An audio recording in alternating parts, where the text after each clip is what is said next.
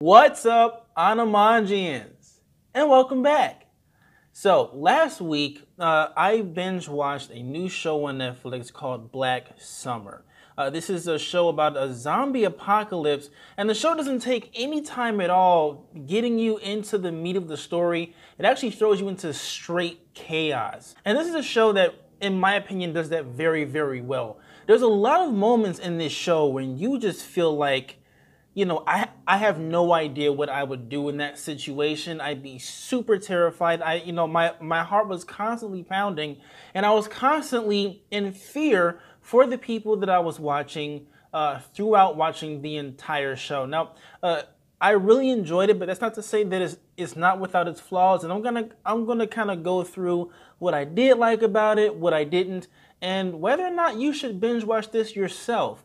Overall, the show mostly follows a woman named Rose, and she, in the beginning of the series, loses her daughter, and so throughout the entire show, that's her main goal. That's what's driving her. She wants to find her daughter so that they can be happy, or they can be together while trying to navigate through this new world. And of course, she meets a few survivors along the way. But the show really tries to center on her as the main character, as a strong central female lead. Now, I will say that while she is the main character of the show, it's very hard to get behind her because she's not very interesting. And when she does do something, it's hard to feel for her character sometimes, even though there is one scene where something really bad is about to happen, and of course I feel for her there. But there are some other scenes where I was just wondering when they were going to move on to some other survivors. When are they going to, can we cut away from Rose for a moment and focus on some other people? Let's see what else is going on out there. Not to say that the actress is doing a bad job. Jamie King is the one who plays as Rose. And for what she's given, she does a fair job here. It's just that I don't think that her character is strong enough or interesting enough to carry an entire show by herself, which is why it's a really good thing that the show, even though it does center on her as the main character, it does share, she does share the screen with, in my opinion, way more interesting people. And one of these people, who is my personal favorite, is Christine Lee. She plays Sun. I don't know how to say her entire name, but Sun, from the very first time that we see her, she's saving someone. She's getting someone out of a situation that could be potentially dangerous, and and she does this throughout. She shows that she has this sense of loyalty and honor to her that makes her just a little bit more relatable or likable overall. And she doesn't seem to do anything that gets her in situations that would endanger her. When we first see her, she's just trying to get out of the area that she's in. She's looking for her mother, and that just seems to be like her main goal. And she doesn't want to do anything or divert from that path because she knows that could be potentially dangerous. Now, another thing that's really interesting about her character is that there's a language barrier. So no one can really understand Sun when she's speaking. She knows very little English, like maybe how to say left or right or sky or something. She may understand name. So even though we never know what she's saying throughout the entire show, because they don't give you subtitles or anything, you're just as lost when it comes to her language as the people in the room are, which I thought was very interesting that they decided to do this. Even though there's that language barrier there, you still form this connection, this bond with her. You don't want her to die. You don't want her to get hurt in any way. And there's a part of me that was craving to know what she was saying, because the actress herself is really, really good at just expressing what emotion she was feeling at the time without really having to speak a word. Technically, in my opinion, I felt like she didn't actually say much of anything. I mean, because I didn't understand much of it at all. I didn't know what she was saying. So in my mind, this was a performance that was without words, and she was able to express everything that she was feeling just with her facial expressions, her body language. It was amazing. She's definitely my favorite character, and honestly, I feel like she probably should have been the heart of the show, since the actual lead fell so flat in my opinion. Moving on to Justin Chu, who plays as Julius James. He's another character who's a little mysterious. He's a criminal or he seems to have a criminal history, but while he seems to have been a criminal in a past life, he seems to care about the people around him and make sure that the people that he's with don't get hurt. And that kind of helps you form kind of a bond with him. He's like kind of the stronger male type that, you know, everybody's kind of following behind because he's the only one with the weapon. And this just seems like he just kind of commands, or he takes control when he's there and people just follow him. And, you know, in my own mind, I'm like, you know, when people would like stray away from him, I'm like, why are you not with him? Go with him. Stay with him. You know, because he gave off the feeling of being safe, like, I've got your back, I'm going to protect you if you stick with me, despite how foggy his past may have been.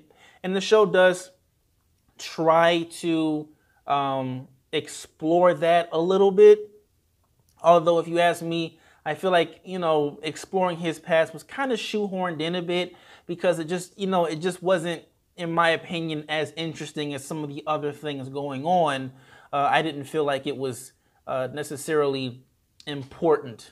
Sal Velez plays another really, really likable character. From the first moment you see him, he's saving someone's life, and throughout the entire series, he's really like he just keeps proving that he is a stand-up guy who's going to do anything for the people around him and to get back to his family. He had a daughter or a sister in Texas that he's really trying to get to, and he's like, hey, you can roll with me as long as you're a good person, and we're all trying to get somewhere to be with someone, to meet someone.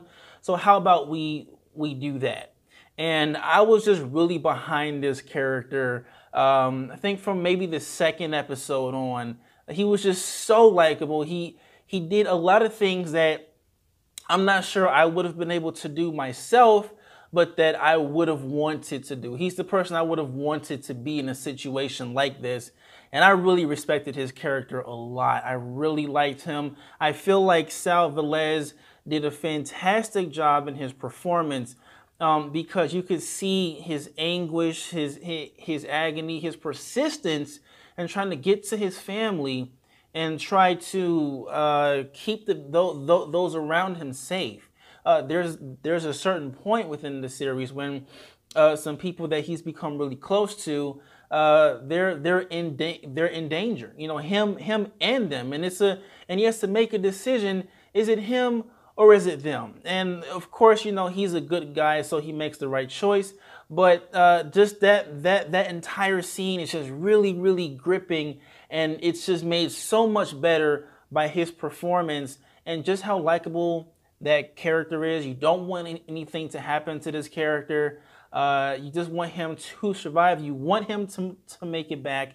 And honestly, I feel like with these zombie shows, if they do focus on character interactions, you know, it's not wanting a character to die. You know, it's that constant feeling of dread that I feel like if a show can get that right, then you guys have a winner. I feel like The Walking Dead had it, and I feel like now it's just, you know, it's just so, I don't know. I feel like The Walking Dead is a little bit more safe than it used to be. And I feel like this show kind of harken back to some of those darker periods in that show. And I'm only comparing the two because they're the most known, so probably the best thing to compare to. And then we have Kelsey Flower, who plays as Lance. He's kind of like the just the regular guy who's kind of thrown into this whole thing. He has a massive fear, doesn't really know what's going on. He's not the brave one or the tough one. You know, he's not the guy who's the most loyal to other people. He's just kind of there. At least he is at first. And over time, he kind of grows as a character. I believe he gets like his own episode, really. And I kind of grew to like him a little bit. At first, I didn't, but I kind of grew to like him over time. I really didn't. These five are like the meat of the show, and I really didn't want any one of them to pass on. I really wanted all of them to survive.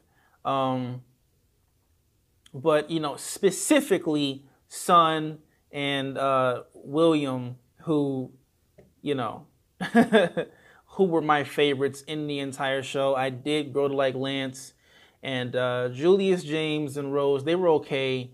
But those were my two favorite. I really didn't want anything to happen to them. I'm not going to let you know who lives or who dies, because if you do decide to watch it, it'll kind of ruin the show for you. But I will say that you just never know.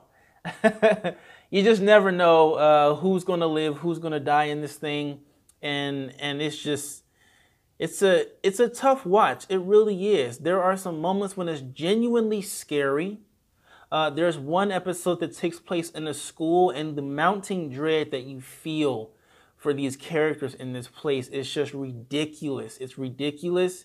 The tension and the fear that's built up. In my opinion, it's probably the best episode of the entire season, because they just did so many things right. It's exhausting how scary that one episode is. It's unfortunate, though, that the rest of the show can't be like that one episode. Now, while the show does have its moments, it does have some moments where it can drag.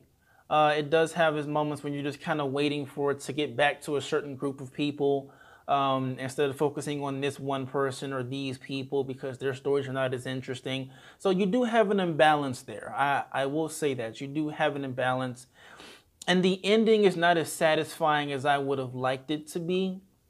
The ending is kind of vastly different from the journey that you kind of go on. I feel like the show kind of sets itself up to be over, instead of opening the door for it to continue. I would love to see more of this show. Maybe the writers can get a little bit sharper when it comes to certain things, but I thoroughly enjoyed it. I don't know why it's getting so much hate online. A lot of critics did not like it. Me personally, I felt like it did exactly what it needed to do. It gave me a few hours of binging material that was scary, that made me feel for certain people. It made me genuinely frightened for people that I didn't know. It made me feel close to people that I didn't know. So I feel like it did its job. It was just entertaining. It was an entertaining 8 hours. And I feel like that's really all it needed to be. Don't take it too seriously. I don't think it's the best, zombie apocalypse show ever. But I do feel like it definitely does a better job than anything The Walking Dead or Fear the Walking Dead has done in the last few years. So let me know what you guys think if you saw it. What did you think? Who was your favorite character? Do you want a season 2? And do you think that there were any questions that were left unanswered? But if you didn't see it, is this something that you would be willing to check out? Or is it not your speed? Or maybe some of those reviews kind of made you kind of second guess it? Let me know in the comment section below. And if you have not done so already, go ahead and click that subscribe button so that you can get more content like this, which contains movie news, reviews, and reactions from your boy Derek right here at Anamanji. Don't forget to click that like button, and do not forget to click that bell notification so that you will know when I post again. That's all I have for now. Thank you so much for watching, and until next time, stay dope.